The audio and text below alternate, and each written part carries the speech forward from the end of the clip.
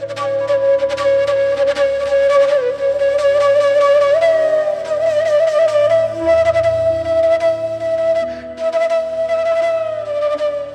ശാന്തി. ഓരോ നൂറ്റാണ്ടും നമ്മൾ അടുത്തുനിന്ന് കടന്നു പോയപ്പോൾ ഓരോ സമ്മാനം തന്നാണ് നമ്മുടെ അടുത്ത് പോയത്. 18-ാം നൂറ്റാണ്ട് സെഞ്ച്വറി ഓഫ് റെവല്യൂഷൻ എന്നാണ് അറിയപ്പെട്ടത്. 19-ാം നൂറ്റാണ്ട് സെഞ്ച്വറി ഓഫ് റീസണിങ് എന്നറിയപ്പെട്ടു. 20-ാം നൂറ്റാണ്ട് സെഞ്ച്വറി ഓഫ് ആങ്സൈറ്റി എന്നറിയപ്പെട്ടു. 21-ാം നൂറ്റാണ്ട് പറയുന്നു century will be the century of positivity എന്ന്. പല റീസൺസ് ആണ് പറയുന്നത്. ഡേ ബൈ ഡേ പണ്ടാണെങ്കിൽ ബാങ്കിൽ പോയി ക്യൂ നിൽക്കേണ്ട പ്രശ്നങ്ങൾ ഇപ്പം നമുക്ക് വേണമെങ്കിൽ ATM എവിടെ നിന്ന് വേണമെങ്കിൽ പൈസ എടുക്കാം. സ്പീഡ് കൂടുന്നു, ടെക്നോളജി സപ്പോർട്ട് ചെയ്യുന്നു, മനുഷ്യൻ്റെ സെൽഫ് റെസ്പെക്റ്റ് കൂടാൻ തുടങ്ങുന്നു. അതുകൊണ്ട് century will be the century of positivity എന്നൊക്കെ നമ്മൾ അതിനെക്കുറിച്ചുള്ളതായിട്ടുള്ള ആർട്ടിക്കിൾസ് വായിച്ചു, മനസ്സിലാക്കി. പക്ഷേ നമ്മളോട് ചോദിക്കേണ്ട ഒരു ചോദ്യം, 21-ാം നൂറ്റാണ്ടിൽ ഇന്ന് ജീവിച്ചു കൊണ്ടിരിക്കുകയാണ് നമ്മൾ. വിൽ ബി അല്ല, വി ആർ. ഇപ്പം നമ്മളുള്ളത് 21-ാം നൂറ്റാണ്ടിലാണ്. ഈ യാത്രയിൽ 21-ാം നൂറ്റാണ്ടിൽ പോയിക്കൊണ്ടിരിക്കുമ്പോൾ മനുഷ്യൻ്റെ പോസിറ്റിവിറ്റി കൂടുകയാണോ കുറയുകയാണോ ചെയ്യുന്നത്? സംശയമില്ല, നിങ്ങൾക്കെല്ലാവർക്കും ഉത്തരം തരാനുണ്ടാവും. ഇന്ന് പോസിറ്റിവിറ്റി കുറയുകയാണ് ചെയ്യുന്നത്. എന്തുകൊണ്ടാണ്? Century will be the century of positivity എന്നത് പ്രവചിച്ചതായിരിക്കുന്ന പ്രവചനത്തിൽ എവിടെയാണ് ഫോൾട്ട് സംഭവിച്ചത്? മറ്റൊന്നുമല്ല, മനുഷ്യന്മാരിന്ന് സ്വന്തം കൺട്രോളിനെ മറ്റേതെങ്കിലും മൂലക്കിരിക്കുന്ന ആളുകളുടെ കയ്യിൽ അല്ലെങ്കിൽ മറ്റേതെങ്കിലും സാധനത്തിൽ ഡിസൈൻ ചെയ്യാൻ വേണ്ടി വിട്ടുകൊടുത്തത് കൊണ്ടാണ് ഇന്ന് 21-ാം നൂറ്റാണ്ടിൻ്റെ പൂർണ്ണമായ നേട്ടം നമുക്ക് എടുക്കാൻ സാധിക്കാത്തത്. ഉദാഹരണം പറഞ്ഞാൽ സോഷ്യൽ മീഡിയയിൽ ഈ യൂട്യൂബ് ഉപയോഗിച്ചുകൊണ്ട് അല്ലെങ്കിൽ ഗൂഗിൾ ഉപയോഗിച്ചുകൊണ്ട് സെർച്ച് എൻജിൻസ് ഉപയോഗിച്ചുകൊണ്ട് ലോകത്തിൻ്റെ ഏത് മൂലയ്ക്കുള്ള ആരുടെ ക്ലാസ് വേണമെങ്കിൽ നമുക്ക് കേൾക്കാം, പഠിക്കാം, നമ്മൾ ഡെവലപ്പ് ചെയ്യാം. എന്തിനെക്കുറിച്ചുള്ള നോളജ് വേണമെങ്കിൽ ഉണ്ട്. ഞാനിപ്പോഴും ഓർമ്മിക്കും, നമ്മുടെ ഒരു സീനിയർ ടീച്ചർ ക്ലാസ് എടുക്കാൻ വന്ന സമയത്ത് ഉപയോഗിച്ചതായിട്ടുള്ളൊരു പദം, എന്ത് സംശയം ഉണ്ടെങ്കിലും ഇപ്പം നമുക്ക് എല്ലാവരുടെയും കൂടെ ഒരു ഗുരു ഉണ്ടല്ലോ, ഗൂഗിൾ ഗുരു. ശരി തന്നെയല്ലേ? കുക്കിങ്ങിന് വേണ്ടി നമുക്കൊരു ഐറ്റം അറിയില്ല എങ്കിൽ ഗൂഗിൾ കയറി സെർച്ച് ചെയ്യൂ, അതിനുള്ള ഉത്തരം നമുക്ക് കിട്ടുന്നതായിരിക്കും. ഒരു വാക്കിൻ്റെ അർത്ഥം നമുക്ക് കിട്ടുന്നില്ല, ഗൂഗിൾ കയറി സെർച്ച് ചെയ്യൂ, നമുക്ക് അർത്ഥം കിട്ടുന്നതായിരിക്കും. ഒരു ഫാഷൻ, ഒരു സ്റ്റൈൽ, ഒരു നാട് എന്തിനെക്കുറിച്ച് അറിയണോ, ഗൂഗിൾ കയറി സെർച്ച് ചെയ്യൂ, നമുക്ക് കിട്ടുന്നതായിരിക്കും. ഇങ്ങനെ ഇൻ്റർനെറ്റിൻ്റെ അഥവാ ടെക്നോളജിയുടെ സപ്പോർട്ടോട് കൂടിയിട്ട് ലോകത്തിൻ്റെ ഏത് മൂലയ്ക്കിരിക്കുന്ന ഹോട്ടലിൽ വേണമെങ്കിൽ നമുക്ക് റൂം ബുക്ക് ചെയ്യാം, വണ്ടി വിളിക്കാം, യാത്ര ചെയ്യാം, എവിടെയും നമുക്ക് അറിഞ്ഞുകൊണ്ട് പോവാം. പണ്ട് അറിയാത്തൊരു നാട്ടിൽ പോയി നമുക്ക് സെറ്റിൽ ചെയ്യണം എന്നാണെങ്കിൽ ഇന്ന് ഇവിടെ നിന്ന് ഇൻ്റർവ്യൂ ബുക്ക് ചെയ്ത് ഇൻ്റർവ്യൂ കഴിഞ്ഞ് ജോലി ഉറപ്പിച്ച് റെഡിയായി നമ്മൾ താമസിക്കാൻ പോകുന്ന റൂം കണ്ടിട്ട് നമുക്ക് ഇവിടെ നിന്ന് ഫ്ലൈറ്റ് കയറി യാത്ര ചെയ്യാം വിദേശത്തേക്ക്. എല്ലാ ടെക്നോളജിയും നമുക്ക് സുഖം തരാൻ വേണ്ടി ഉണ്ടാക്കി അതിന് നമ്മൾ ഉപയോഗിക്കുന്നുണ്ട്. പക്ഷേ ഈ ഉപയോഗങ്ങൾക്കൊക്കെ ഒപ്പം മനുഷ്യൻ്റെ മനസ്സ് അതിതീവ്രമായ വേഗത്തിൽ പറക്കാൻ തുടങ്ങിയപ്പോൾ, മനസ്സെത്തുന്നിടത്ത് ശരീരം എത്താതെ വന്നപ്പോൾ, മനസ്സെത്തുന്നിടത്ത് കാര്യങ്ങളൊപ്പം ചെയ്യാൻ പറ്റാതെ വന്നപ്പോൾ രണ്ടും രണ്ട് തലത്തിലേക്ക് യാത്ര ചെയ്യാൻ തുടങ്ങി. ഈ സമാന്തര രേഖകളിലൂടെതായ യാത്രയാണ് മനുഷ്യൻ്റെ മനസ്സിലെ സ്ട്രെസ് അഥവാ മാനസിക സമ്മർദ്ദം എന്നൊരവസ്ഥ ക്രിയേറ്റ് ചെയ്യുന്നത്. ഒരു കാര്യത്തെ അറിഞ്ഞു, അതിനെ ഇംപ്ലിമെൻ്റ് ചെയ്യും മുന്നേ പുതിയൊരു കാര്യം അറിയുന്നു, അതിൻ്റെ പിന്നാലെ നമ്മൾ പോകുന്നു. ഒരു ട്രെയിനിങ് അറ്റൻഡ് ചെയ്തു, അത് പ്രാക്ടിക്കലാക്കും മുന്നേ അടുത്ത ട്രെയിനിങ്ങിലേക്ക് വേണ്ടി പോകുന്നു. ഒരു ഗുരുവിൻ്റെ അടുത്ത് പോയി അവിടെ പഠിക്കും മുന്നേ വേറൊരു ഗുരുവിൻ്റെ അടുത്ത് പോകുന്നു. ഒരു ഈശ്വരൻ്റെ അടുത്ത് പോയി ആരാധന നടത്തി അപ്പോഴത്തേക്കും വേറൊന്ന് കേട്ടു, അവിടേക്ക് പോകുന്നു. എവിടെയാണ് മനുഷ്യന്മാർ മാറാത്തത് എന്ന് ചോദിച്ചാൽ മാറാത്ത ഒന്നുമില്ല. മാറ്റം വേണ്ടതല്ലേ എന്ന് നമ്മൾ തിരിച്ച് ചോദിച്ചേക്കാം. വേണ്ടതാണ്. എവിടെ, എപ്പോൾ, എങ്ങനെ എന്ന ചോദ്യത്തിന് ഉത്തരവുണ്ടെങ്കിൽ തീർച്ചയായിട്ടും മാറ്റം അനിവാര്യമായ ഘടകമാണ്. പക്ഷേ ഇന്ന് നമ്മൾ ഓടുന്ന ഓട്ടം രാവിലെ മുതൽ രാത്രി വരെ ഓടിക്കൊണ്ടേയിരിക്കുകയാണ്. ആരുടെയും സമയമില്ല. എന്നിട്ട് എന്താ നേടിയത്? നത്തിങ്. ജീവിതത്തിൽ സ്റ്റാറ്റസിന് വേണ്ടി, ലൈഫ് സ്റ്റൈലിന് വേണ്ടി മനുഷ്യന്മാർ എന്തൊക്കെ കാട്ടിക്കൂട്ടുന്നു. ഞാൻ ഓർത്തു പോവും, ലൈഫ് സ്റ്റൈൽ എന്നാണ്. ലൈഫ് എന്ന് വെച്ചാൽ അർത്ഥം ജീവൻ, ജീവിതം എന്നർത്ഥം. ജീവൻ ഉണ്ടെങ്കിൽ മാത്രമാണ് സ്റ്റൈൽ എന്ന് വെച്ചാൽ അർത്ഥം ഈ ജീവിതത്തിലിരിക്കുന്ന ഞാൻ, എൻ്റെ സ്റ്റൈൽ, ഞാൻ എൻ്റെ കർമ്മം, എൻ്റെ ചിന്ത, എൻ്റെ വാക്ക് എന്താണോ എങ്ങനെയാണോ ഞാനത് സ്വന്തമാക്കുന്നത്, അതാണ് എൻ്റെ ലൈഫ് സ്റ്റൈൽ. പറയുന്നു എല്ലാ രോഗങ്ങൾക്കും കാരണം ലൈഫ് സ്റ്റൈലാണ്. ഏത് ലൈഫ് സ്റ്റൈലാണ്? എന്തിൻ്റെ ആധാരത്തിലാണ്? സ്റ്റാൻഡേർഡ് ഓഫ് ലിവിങ് മനുഷ്യന്മാരും അതിനു വേണ്ടി ഓടുകയാണ്. സ്ട്രെസ്സിലൊരു ശബ്ദം തുടങ്ങുന്ന എസ് എന്നല്ലേ? S means standard of living. മനുഷ്യന്മാർ അതിനുവേണ്ടി സ്ട്രഗിൾ ചെയ്യുകയാണ്. വലിയ വീട് വേണം, വലിയ കാറ് വേണം, വലിയ ധനം വേണം, വലിയ ആർഭാടങ്ങൾ വേണം. എന്നാൽ അതിനുള്ളിൽ കിടക്കുന്ന മനുഷ്യൻ്റെ മനസ്സിൻ്റെ അവസ്ഥയോ അത് ഒട്ടും ആർഭാടമില്ലാത്ത അവസ്ഥയാണ്, അതീവ ശോചനീയമായ അവസ്ഥ. ഇതുകൊണ്ട് തന്നെയാണ് ഇന്ന് രോഗങ്ങൾ ഡേ ബൈ ഡേ കൂടിക്കൊണ്ടിരിക്കുന്നത്. ഇത് വലിയ ആളുകൾക്ക്, ജോലിക്ക് പോകുന്നവർക്ക്, ഉദ്യോഗാർത്ഥികൾക്ക് മാത്രം പറഞ്ഞിട്ടുള്ളതല്ല. കുഞ്ഞു മുതൽ വൃദ്ധനായിട്ടിരിക്കുന്ന അവസ്ഥ പോലും മനുഷ്യൻ ഈ അണ്ടർ സ്ട്രെസ്സിലൂടെ കടന്നു പോയിക്കൊണ്ടിരിക്കുകയാണ്. പറയുന്നത് stress starts from womb to tomb എന്നാണ് പറയുന്നത്. ഒരു കുഞ്ഞ് അമ്മയുടെ ഗർഭത്തിൽ കിടക്കുമ്പോൾ മുതൽ അവസാനം മണ്ണിൻ്റെ അടിയിലുള്ളതായിട്ടുള്ള ഒരു കൂരയ്ക്കുള്ളിൽ കറങ്ങുമ്പോൾ പോലും മനുഷ്യൻ അണ്ടർ സ്ട്രെസ്സിലാണ്. അതുവരെ മനുഷ്യൻ്റെ സ്ട്രെസ് മെയിൻറ്റെയിൻ ചെയ്യുന്നു എന്നാണ്. Zero stress is equal to death എന്നാണ് ശാസ്ത്രം പറയുന്നത്. എന്നുവെച്ചാൽ സ്ട്രെസ് ഇല്ലാതിരിക്കില്ല മനുഷ്യന്.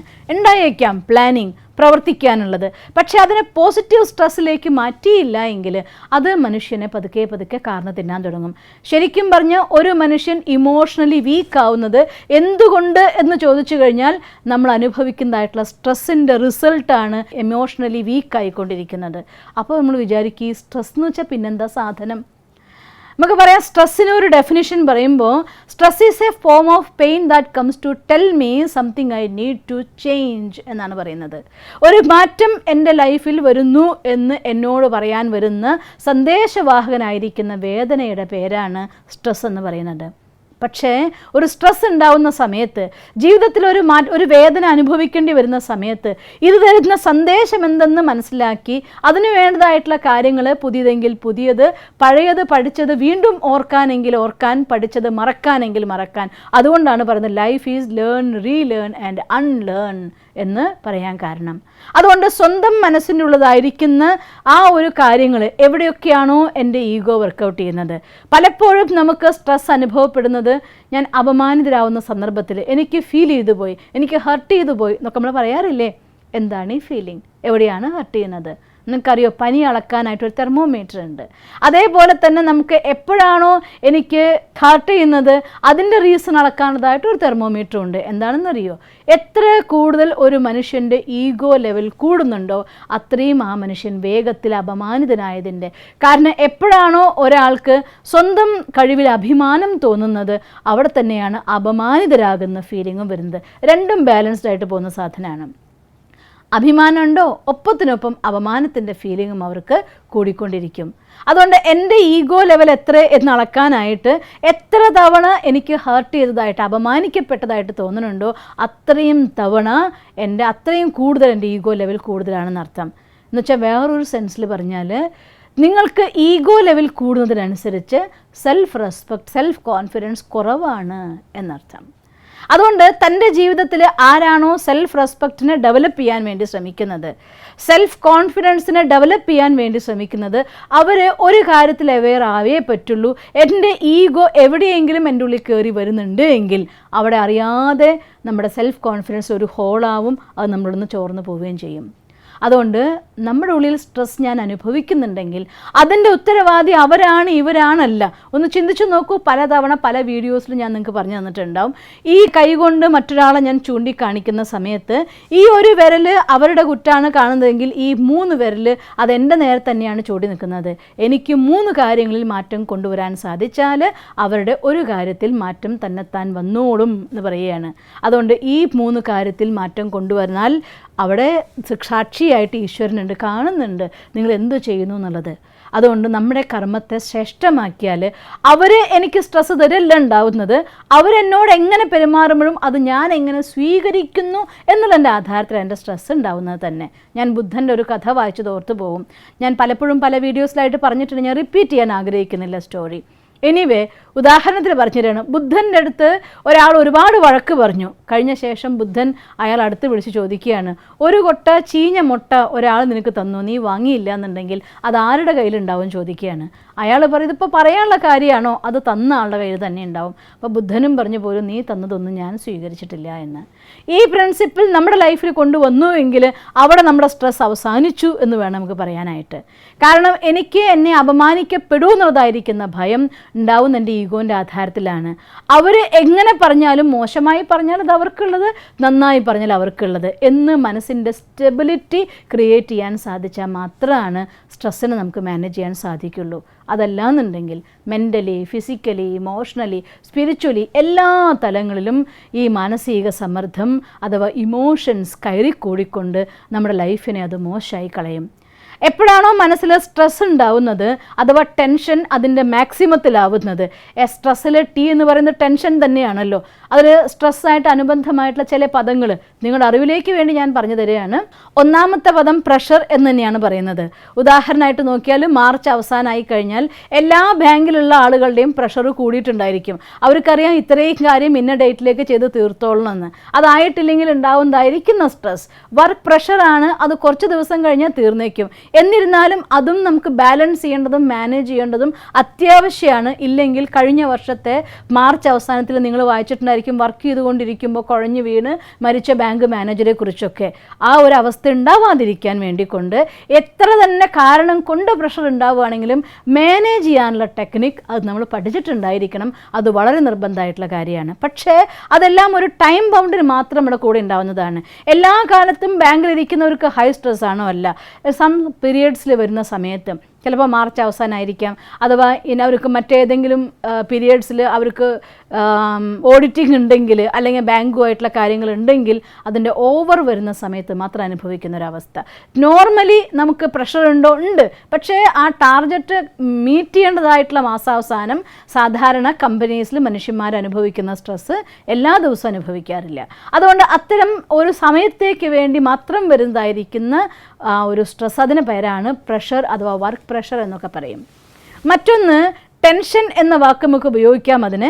കാരണം കുറച്ച് കാലം കൂടുതൽ നിൽക്കുന്നത്. ഫോർ എക്സാമ്പിൾ പറയുകയാണെന്നുണ്ടെങ്കിൽ ഇന്നത്തെ ആധുനിക ജീവിതത്തിൽ പ്രത്യേകിച്ചും പ്രൈവറ്റ് ഫേമിൽ വർക്ക് ചെയ്യുന്നതായിട്ടുള്ള ആളുകളെ സംബന്ധിച്ചിടത്തോളം വലിയ വലിയ ടാർഗറ്റ്സ് ആയിരിക്കും അവർക്ക് കൊടുത്തിട്ടുണ്ടായിരിക്കും. ഇത് മീറ്റ് ചെയ്തോളണം ഇന്ന മാസം ഇന്ന ഡേറ്റിലേക്ക്.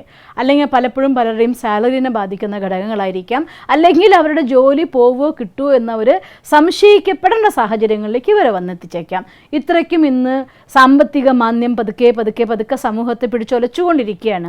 അപ്പോൾ ഇത്തരം സാഹചര്യങ്ങളിലൂടെ കടന്നു പോകുമ്പോൾ എനിക്കറിയാം എൻ്റെ ടാർഗറ്റ് അച്ചീവ് ചെയ്യേണ്ടത് മാസത്തിൻ്റെ അവസാനമാണെന്നുണ്ടെങ്കിലും ഉള്ളിൻ്റെ ഉള്ളിൽ ഇന്ന് പോയി ഒരാളെ മീറ്റ് ചെയ്തൊരു കാര്യം നടന്നിട്ടില്ല എങ്കിൽ, അതിലേക്ക് വേണ്ടി ഇന്ന് നമ്മൾ ചെയ്തു തീർക്കേണ്ട വർക്ക് നമുക്ക് ചെയ്യാൻ സാധിച്ചിട്ടില്ല എങ്കിൽ ആ ലാസ്റ്റ് ഡേയുടെ ടെൻഷൻ എനിക്കുണ്ടാവില്ല.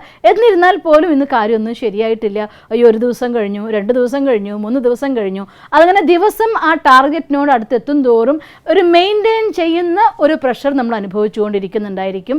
അതിൻ്റെ പേരാണ് ടെൻഷൻ എന്ന് പറയുന്നത്. ആ ടെൻഷനെ മാനേജ് ചെയ്യാനും ഡെയിലി ആക്ടിവിറ്റീസിനെ പ്ലാൻ ചെയ്തുകൊണ്ട് വിത്ത് ആക്ഷൻ പ്ലാൻ അതിനെ നമുക്ക് ഒക്കർ ചെയ്യാനും റിസൾട്ട് ക്രിയേറ്റ് ചെയ്യാനും സാധിക്കുന്നില്ല എങ്കിൽ മെയിൻറ്റെയിൻഡ് ടെൻഷനായി മാറും. അത് ആ മനുഷ്യനെ സംബന്ധിച്ചിടത്തോളം കൊച്ചു കൊച്ചു കാര്യങ്ങൾക്ക് പോലും ഇറിറ്റേഷൻ വരിക, അല്ലെങ്കിൽ പലപ്പോഴും എനിക്ക് എൻ്റെ ഉള്ളിൽ നിന്ന് ആ ഭയം എന്നെ കീഴ്പ്പെടുത്താൻ തുടങ്ങുമ്പോൾ ഏതെങ്കിലും മൂലയ്ക്ക് ഒറ്റയ്ക്ക് പോയിരിക്കാനുള്ളതായിട്ടുള്ള പ്രവണത, ആരോടും സംസാരിക്കാനും ഇടപഴകാനും എൻ്റെ മനസ്സ് സമ്മതിക്കാതിരിക്കുന്ന അവസ്ഥ, അഥവാ ഗിൽറ്റി കോൺഷ്യസ് അത് ഓവറായിട്ട് നമ്മൾ ഭരിക്കുന്ന അവസ്ഥ, അതല്ലാന്നുണ്ടെങ്കിൽ ഭയങ്കര ടൈറ്റ്നെസ് അനുഭവിക്കുക. അത്തരത്തിൽ നമ്മുടെ ബിഹേവിയറിൽ ഒരുപാട് ഡിഫക്ട്സ് ഇത് ക്രിയേറ്റ് ചെയ്യാൻ തുടങ്ങും. ഇത്തരത്തിൽ നമ്മുടെ മെൻ്റൽ തലത്തിൽ അഥവാ നമ്മുടെ ബിഹേവിയർ ലെവലിൽ ഒരുപാട് സ്ട്രെസ് നമ്മളെ സ്വാധീനിക്കുന്നുണ്ട്. ഇത് മാനസികമായിട്ട് മാത്രം ഒരിക്കലും നിൽക്കില്ല. നമ്മൾ ഇതുവരെ പഠിച്ചു വന്ന നിങ്ങൾക്ക് അറിയുന്നുണ്ടായിരിക്കും, എന്ത് കാര്യം നമ്മുടെ മനസ്സിലുണ്ടാകുന്നുണ്ടോ അത് സ്വാഭാവികമായിട്ട് ശരീരത്തിന് അടുത്ത സെക്കൻഡിൽ കൺവേ ചെയ്ത് കഴിഞ്ഞിട്ടുണ്ടായിരിക്കും. അതുകൊണ്ടാണ് ഈ ഡോക്ടർമാരെല്ലാവരും പറയുന്നത് സൈക്കി എഫക്ട്സ് ദ ബോഡി. നിങ്ങളുടെ മനസ്സ് ശരീരത്തിനെ ബാധിച്ചുകൊണ്ടാണ് ഇന്ന് 95% രോഗങ്ങളും സൈക്കി എഫക്ട്സ് ദ ബോഡിയാണ്. അതായത് മനസ്സ് ശരീരത്തിൻ്റെ മേലെ ഉണ്ടാക്കുന്നതായിരിക്കുന്ന രോഗങ്ങളാണെന്നാണ്. അതുകൊണ്ടാണ് meditation, exercises, stress releasing programs ഇത്രയധികം ലോകത്ത് അറേഞ്ച് ചെയ്യുന്നത്. ഏതെങ്കിലും രീതിയിൽ നിങ്ങളുടെ സ്ട്രെസ് നിങ്ങൾ റിലീസ് ചെയ്തിട്ടില്ല എങ്കിൽ അത് നിങ്ങളെ രോഗിയാക്കുകയും അകാല മൃത്യുവിന് വരെ കാരണമാക്കി മാറ്റിയേക്കാം. കാരണം BP കൂടുന്ന സമയത്ത് പലപ്പോഴും ഹാർട്ട് അറ്റാക്ക് വരെ 10ൽ ഒരാൾ ഇന്നത്തെ ലോകത്ത് ഹാർട്ട് അറ്റാക്കിൻ്റെ പേഷ്യൻസ് ആണ് എന്ന് വേൾഡ് ഹെൽത്ത് ഓർഗനൈസേഷൻ പറയുന്നതിൻ്റെ കാരണം അത് തന്നെയാണ്. മനുഷ്യൻ ഇന്ന് മൂവ് ചെയ്തുകൊണ്ടിരിക്കുന്നത് അണ്ടർ സ്ട്രെസ്സിലാണ് അഥവാ അണ്ടർ ടെൻഷനിലാണ്. ആസ് എ റിസൾട്ട് ഫിസിക്കലി പല രോഗങ്ങളും മനുഷ്യന്മാർക്ക് ഉണ്ടാകുന്നു. ചെറുപ്പക്കാർ വയസ്സന്മാരായിട്ട് മാറുന്ന അവസ്ഥ നമുക്ക് കാണാൻ സാധിക്കുന്നത് സ്ട്രെസ്സിനെ മാനേജ് ചെയ്യാൻ പറ്റാത്തത് കൊണ്ടാണ്. ഗ്യാസ്ട്രിക്കായിട്ട്, ഹാർട്ട് അറ്റാക്കായിട്ട്, തലവേദനയായിട്ട്, മസിൽ പെയിനായിട്ട്, സ്പോണ്ടിലോസിസ് ആയിട്ട്, പെപ്റ്റിക് അൾസറായിട്ട്, ഇങ്ങനെ എന്തൊക്കെ രീതികളിലാണ് മനുഷ്യന് സ്ട്രെസ് കൊണ്ടുണ്ടാക്കുന്ന രോഗങ്ങൾ.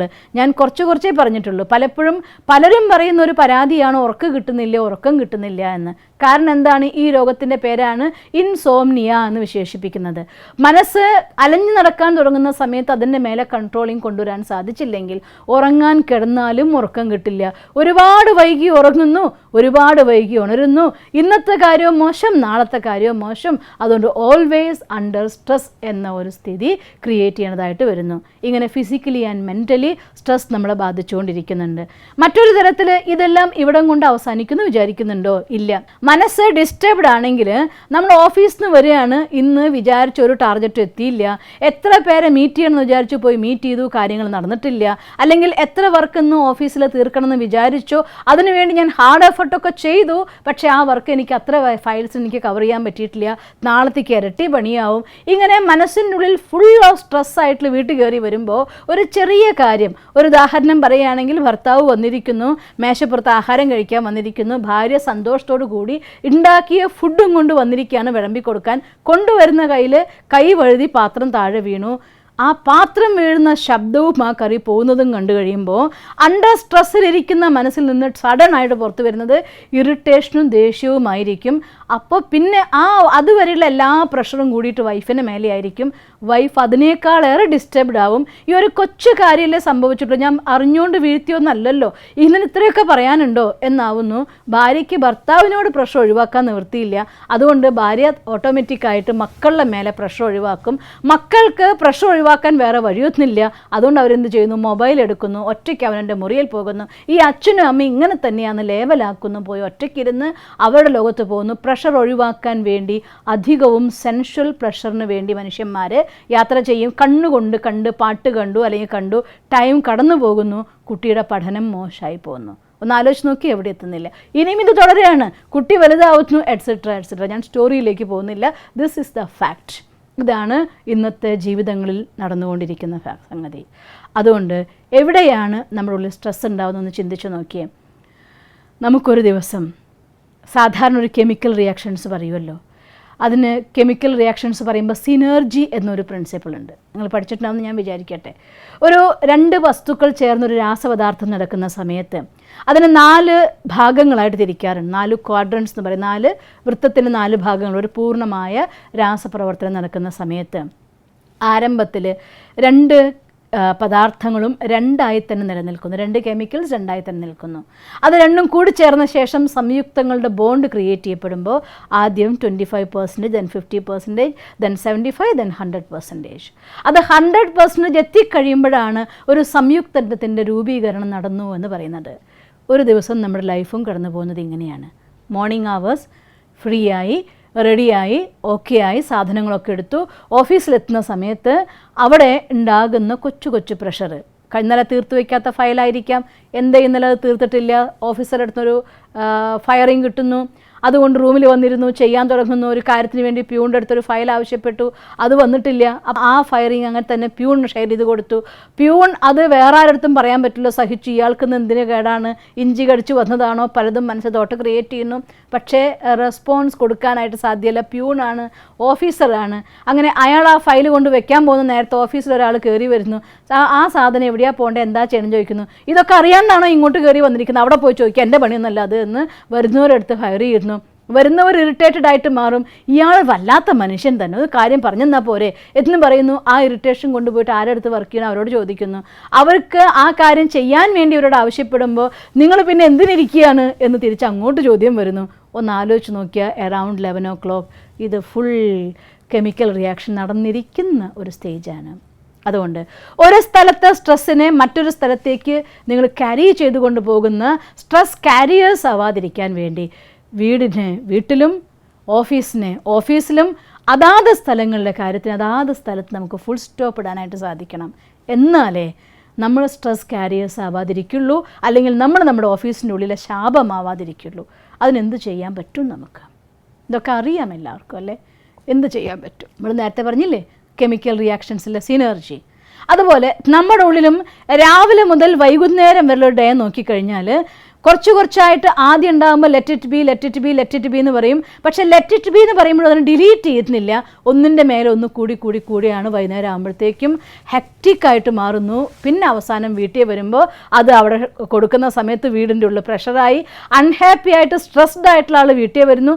പിറ്റേ ദിവസം വീട്ടിലുണ്ടാകുന്ന സ്ട്രെസ്സും കൂടി കുറച്ചും കൂടെ സ്ട്രെസ്ഡ് ആയിട്ട് ഓഫീസിൽ വരുന്നു. ഡേ ബൈ ഡേ നമ്മുടെ ആളുകളുടെ കാര്യക്ഷമത കുറഞ്ഞുകൊണ്ടേയിരിക്കുകയാണ്.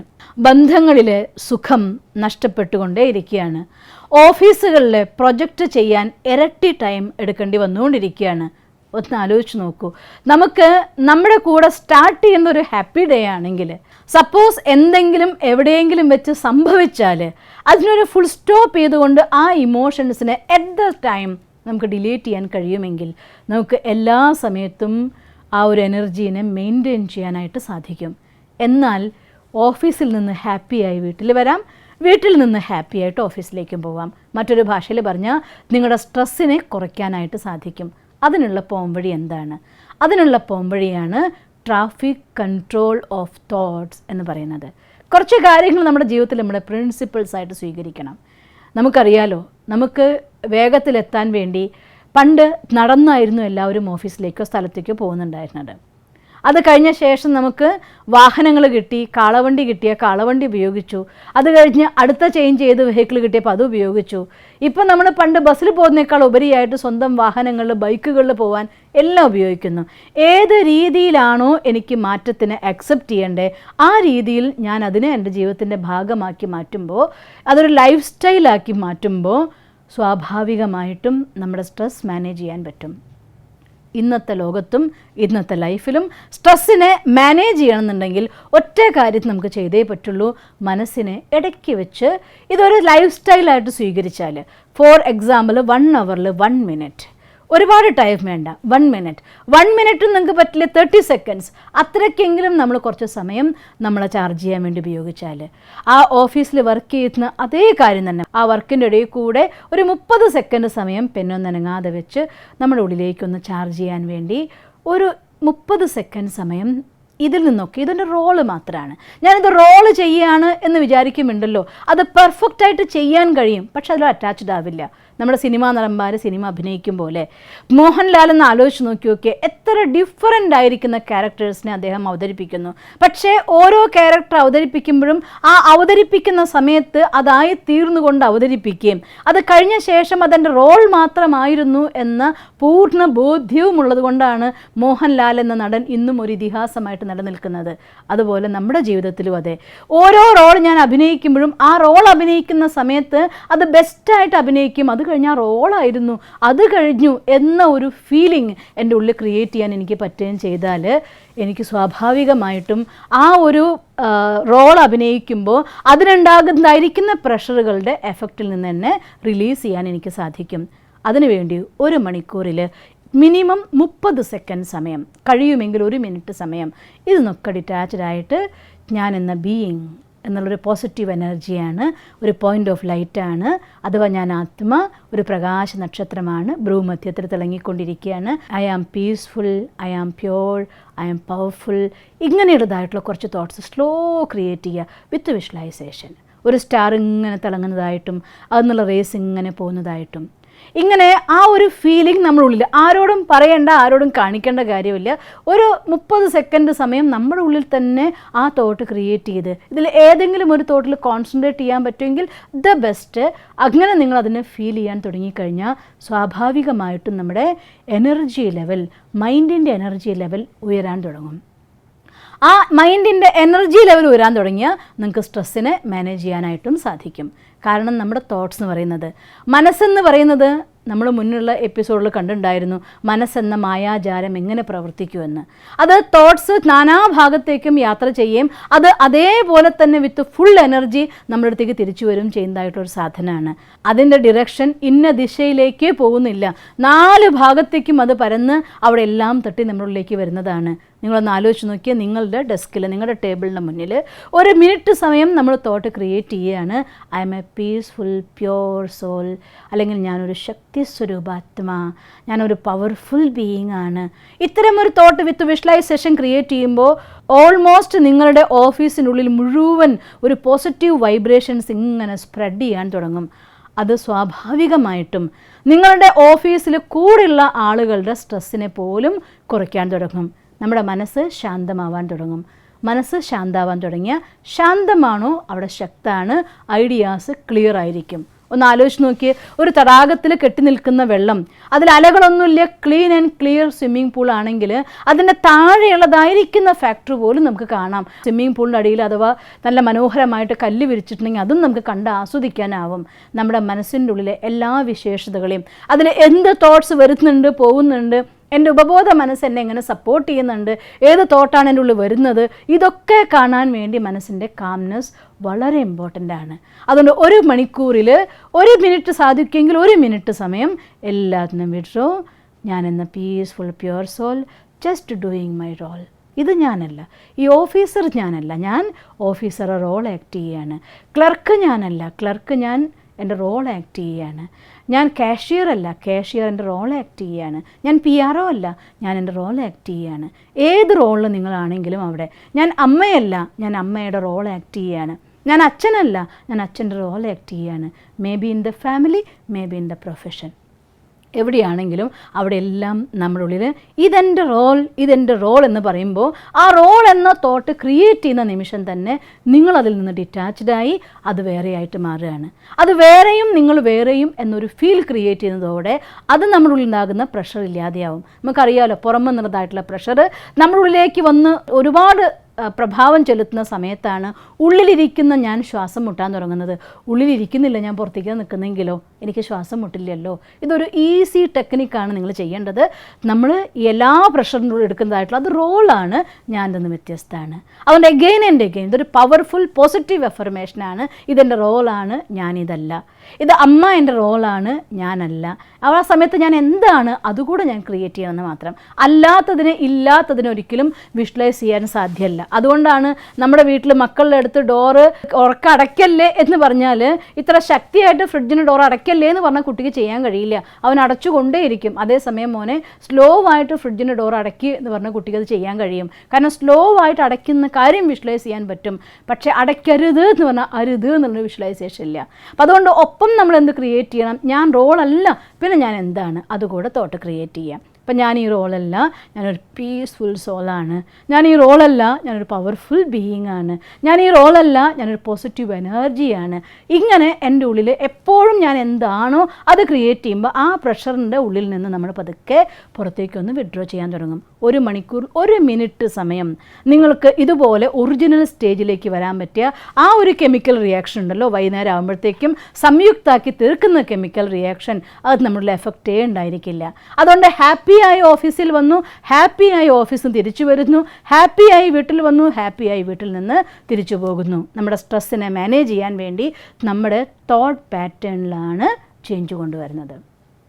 സിറ്റുവേഷൻസ് മാറ്റാൻ പറ്റില്ല, വർക്ക് ലോഡ് മാറ്റാൻ സാധിക്കില്ല, പ്രോബ്ലംസ് ലോകത്ത് കൂടിക്കൊണ്ടേയിരിക്കുള്ളൂ, നിങ്ങൾക്കത് കുറയ്ക്കാനാവില്ല. പക്ഷേ പ്രോബ്ലംസിൻ്റെ എഫക്റ്റ് എൻ്റെ ഉള്ളിൽ എന്തുണ്ടാകുന്നുണ്ടോ അതിൽ തീർച്ചയായിട്ടും എനിക്ക് കുറയ്ക്കാനായിട്ട് സാധിക്കും.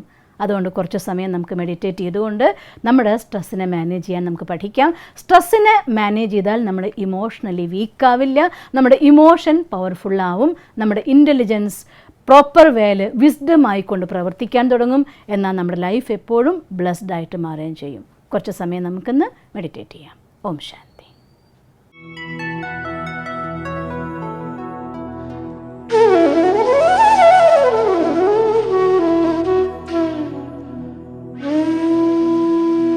ഓം ശാന്തി.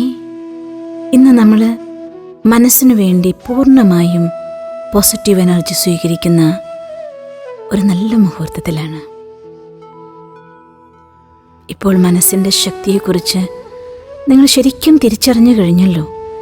ഈ ശക്തി ഉണർത്താനായാൽ നമുക്ക് നേടാൻ പറ്റാത്തതൊന്നും ഈ ലോകത്തിലില്ല.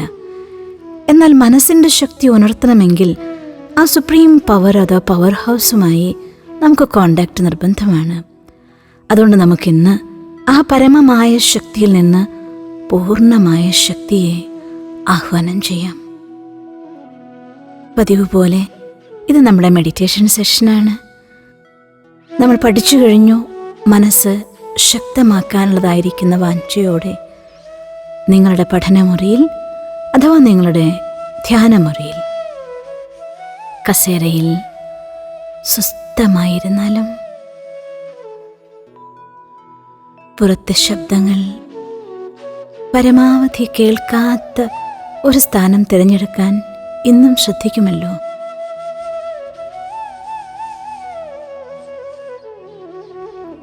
നിങ്ങളുടെ മൊബൈൽ അഥവാ കമ്പ്യൂട്ടർ സ്വിച്ച് ഓഫ് ആണെന്ന് ഉറപ്പുവരുത്തുക. ഒരിക്കലും ഇവയുടെ ശബ്ദങ്ങൾ ഈ ലോകത്തിലേക്ക് നമ്മളെ ആകർഷിക്കരുത്. നമ്മൾ നമുക്കൊപ്പം തന്നെ ഇരിക്കാൻ പോവുകയാണ്. ആ പരമമായ ശക്തിയിൽ നിന്ന്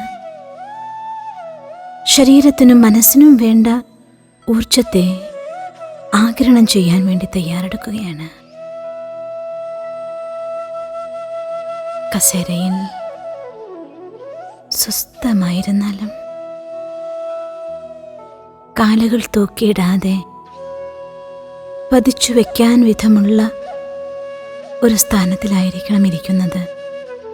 നേരിട്ട് ഭൂമിയിൽ കാലുകൾ വയ്ക്കാതെ ഒരു ഷീറ്റെങ്കിലും ഇട്ടിട്ട് വേണം അതിൻ്റെ മേലെ കാല് വയ്ക്കാൻ. കൈകളെ കാലുകളിൽ വിശ്രമിക്കുന്ന അവസ്ഥയിൽ കമഴ്ത്തി വെച്ചാലും നടുനിവർന്ന് പൂർണ്ണ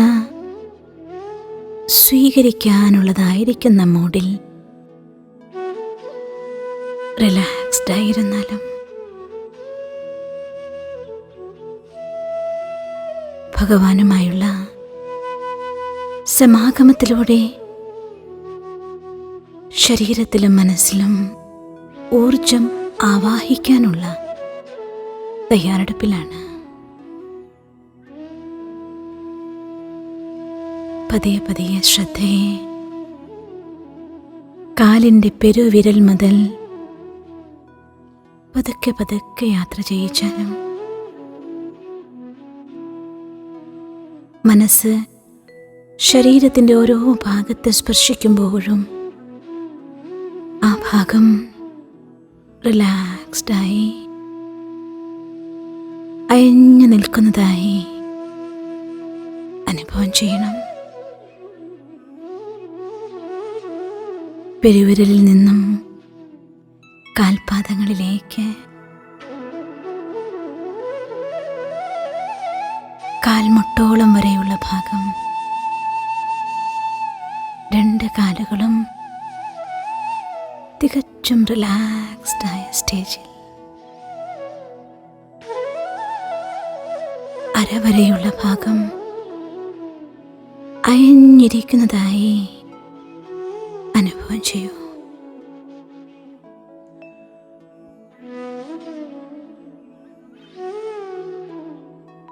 പതിയെ പതിയെ ശ്രദ്ധയെ നട്ടലിലൂടെ പായിച്ച് കൈവിരലുകൾ വരെയുള്ള ഭാഗത്തിലൂടെ കടത്തിക്കൊണ്ടുപോയാലും വയറുഭാഗം, നെഞ്ചുഭാഗം, തോൾഭാഗം, രണ്ട് കൈകളുടെയും വിരലറ്റം വരെ റിലാക്സ്ഡ്.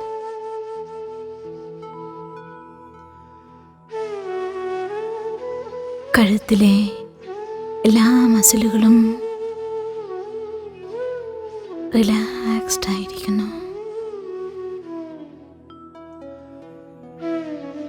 തലയും മുഖത്തെ പേശികളുമെല്ലാം തന്നെ തികച്ചും ശാന്തമായ അയഞ്ഞിരിക്കുന്ന അവസ്ഥയിൽ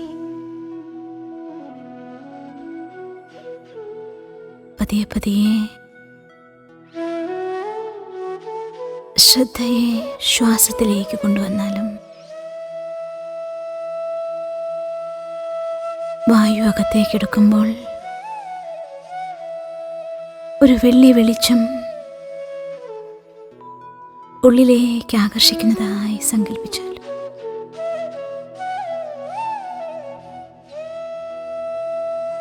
ശ്വാസവായുവിലൂടെ എല്ലാ നെഗറ്റീവ് എനർജികളും രോഗത്തിൻ്റെ കാരണങ്ങളുമെല്ലാം കറുത്ത പുകയായി പുറത്തേക്ക് പോകുന്നതായി അനുഭവം ചെയ്യും.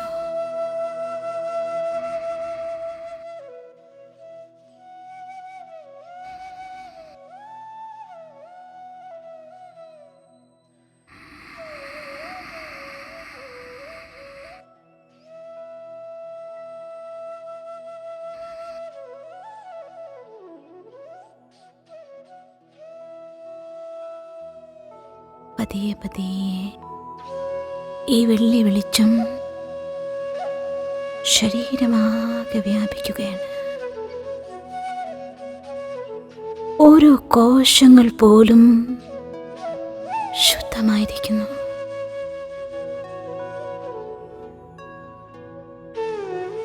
ഈ പ്രകാശ ശരീരത്തിനുള്ളിൽ നിങ്ങളുടെ ശ്രദ്ധയെ ഇരു പുരികങ്ങൾക്കും മധ്യത്തിലേക്ക് കൊണ്ടുവന്നാലും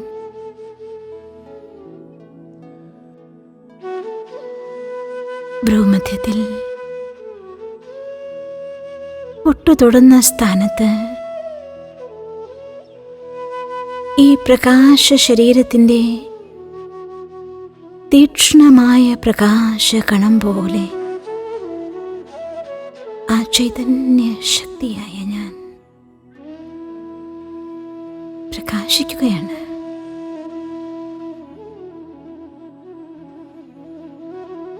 ഈ ശരീരത്തിൻ്റെ അധികാരിയായ ഞാനാണ് ആജ്ഞാചക്രത്തിലിരുന്ന് ഈ ശരീരത്തിലൂടെ എല്ലാ കർമ്മങ്ങളും ചെയ്യിക്കുന്നത്. ഞാൻ ചെയ്യുകയല്ല, ചെയ്യിപ്പിക്കുകയാണ്. എൻ്റെ സങ്കല്പത്തിന് ആധാരത്തിലാണ് ഈ ശരീരം പ്രവർത്തിക്കുന്നത്. ഞാനെന്ന സചേതന ശക്തി, the being, the real power, ഞാനാണ് ആ പ്രകാശമായ ശരീരത്തിന് അധികാരി.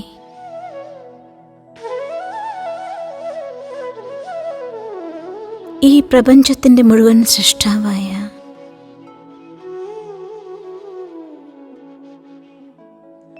മുഴുവൻ പ്രപഞ്ചത്തിനും ആധാരമായ സർവർക്കും നന്മ മാത്രം ചെയ്യുന്ന നന്മയുടെ പ്രകാശമായ ഏതു പേരിട്ട് വിളിച്ചാലും അതിലൂടെ എല്ലാം നമ്മളെ സഹായിക്കുന്ന ആ പരമമായ ശക്തി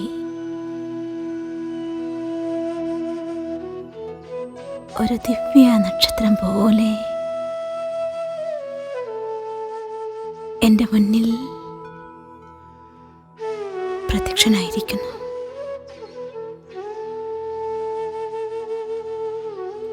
ആഹാ, എത്ര സുഖകരമായ മിലനം!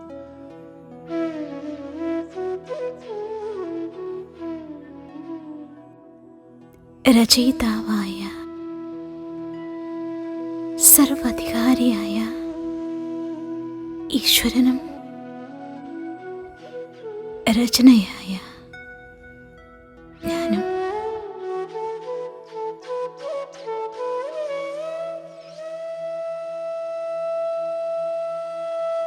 സൂര്യനിൽ നിന്നുള്ള പ്രകാശകിരണങ്ങൾ എന്ന പോലെ ആ വെള്ളി വെളിച്ചത്തിൻ്റെ സ്രോതസ്സായ പരമാത്മാവിൽ നിന്നും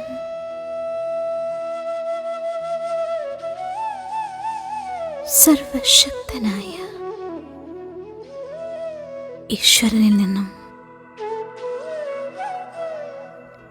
പ്രകാശധാര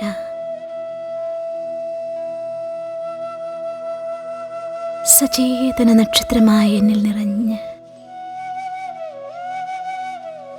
എൻ്റെ പ്രകാശ ശരീരം മുഴുവൻ വ്യാപിക്കുകയാണ്.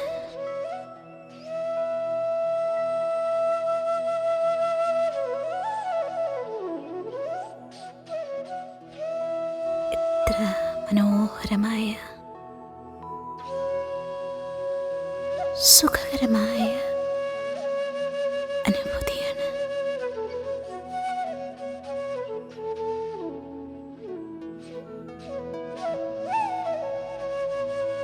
എൻ്റെ മനസ്സും ശരീരവുമെല്ലാം തന്നെ ശുദ്ധമായ ഊർജത്താൽ പ്രകമ്പനം കൊള്ളുകയാണ്.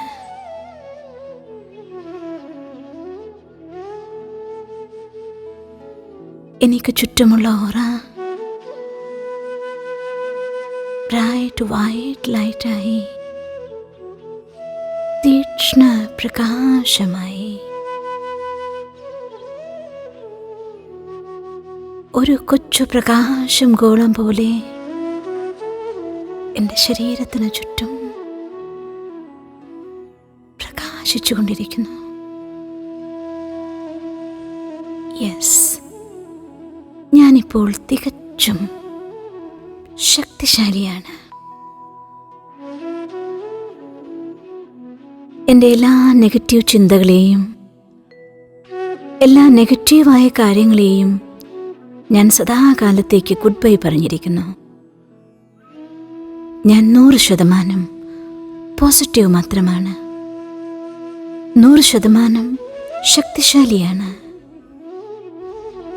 100% ഉന്മേഷവും ഉത്സാഹവും നിറഞ്ഞവനാണ്. എൻ്റെ സങ്കല്പങ്ങൾ എൻ്റെ നിയന്ത്രണത്തിലാണ്. എൻ്റെ മനസ്സ് എൻ്റെ നിയന്ത്രണത്തിലാണ്. ഞാനെന്ന സചേതന ശക്തി ഈ സൃഷ്ടി നാടകത്തിലെ എൻ്റെ ജീവിതം കൊണ്ട് തീർച്ചയായും എൻ്റെ എല്ലാ സ്വപ്നങ്ങളെയും സ്വന്തമാക്കുക തന്നെ ചെയ്യും. അതിനുള്ള പൂർണ്ണമായ ഊർജം ഞാൻ നേടിയിരിക്കുന്നു. ഞാൻ തികച്ചും ശക്തിശാലിയാണ്. എന്തൊരു സന്തോഷമാണ് എൻ്റെ മനസ്സിൽ നിറയുന്നത്. എന്തൊരു ഊർജമാണ് എനിക്ക് അനുഭവമാകുന്നത്. ഇന്ന് ഈ ലോകം മുഴുവൻ കീഴടക്കാൻ വിധമുള്ള ഊർജം ഞാൻ നേടിയിരിക്കുന്നു. ഇനി ഒരു പ്രതിബന്ധത്തിനും എന്നെ തടയാനാവില്ല. ഞാൻ തികച്ചും ശക്തിശാലിയാണ്. I am the most powerful, I am the most successful, I am the most wonderful being. Thanks God, thanks God, thanks the universe. ഓം ശാന്തി, ശാന്തി, ശാന്തി. ഈ എനർജറ്റിക്കായ അവസ്ഥയിൽ നിങ്ങളിവിടെ നിങ്ങളുടെ മെഡിറ്റേഷൻ നിർത്തം മാത്രം ചെയ്യരുത്. ഉടനെ തന്നെ എന്തെങ്കിലും ഒരു പേപ്പറും പെന്നും എടുത്തുകൊണ്ട് ഇന്ന് നമുക്ക് എന്തെല്ലാം കാര്യങ്ങൾ ചെയ്തു തീർക്കാനുണ്ടോ അതിൻ്റെ എല്ലാം ലിസ്റ്റ് ചെയ്യണം. ആരെ മീറ്റ് ചെയ്യണമെങ്കിൽ അവരെ മീറ്റ് ചെയ്യേണ്ടതായിട്ടുള്ള ആളുകളെ ഓർമ്മിച്ച് നോട്ട് ചെയ്യണം. അല്ലെങ്കിൽ ചെയ്തു തീർക്കേണ്ടതായിട്ടുള്ള പ്രൊജക്റ്റുകൾ ഉണ്ടെങ്കിൽ അതിലേക്ക് നിങ്ങൾ എന്തെല്ലാം കാര്യങ്ങൾ ചെയ്യേണ്ടതുണ്ടോ അതിന് ചെയ്തിരിക്കണം. ഈ ഉന്മേഷവും ഉത്സാഹവും ഒട്ടും കുറയാതെ ഈ സന്തോഷം നിറഞ്ഞ അവസ്ഥയിൽ നിങ്ങൾ ഇന്ന് നിങ്ങളുടെ ആഹാരം കഴിക്കണം. ആരെ കാണുമ്പോഴും ഇന്ന് ഞാൻ നിറച്ചു സന്തോഷവാനാണ്, അതുകൊണ്ട് ഇവർക്കും ഞാൻ ഹാപ്പിനെസ് തന്നെ വൈബ്രേറ്റ് ചെയ്യും, ഇവർക്ക് ഞാൻ ഇന്ന് ഹാപ്പിനെസ്സിന് ഗിഫ്റ്റായി കൊടുക്കും. ഈ രീതിയിൽ നിങ്ങളുടെ എല്ലാ സമയത്തും ഇന്നത്തെ ദിവസം മുഴുവൻ പൂർണ്ണമായി ശ്രദ്ധിക്കണം. 100% പോസിറ്റീവാണ് നമ്മൾ. ഇന്ന് യാതൊരു നെഗറ്റീവിനും നമ്മളെ ഒന്നും ചെയ്യാനാവില്ല. 100% പോസിറ്റിവിറ്റി. ആര് ദേഷ്യപ്പെട്ടാലും അവർക്കും ഹാപ്പിനെസ്, ആര് അപമാനിച്ചാലും അവർക്കും ഹാപ്പിനെസ്, ആര് നിങ്ങളെ വിമർശിച്ചാലും അവരോടും happiness. Always happiness. Be happy. Have a great day. Om Shanti.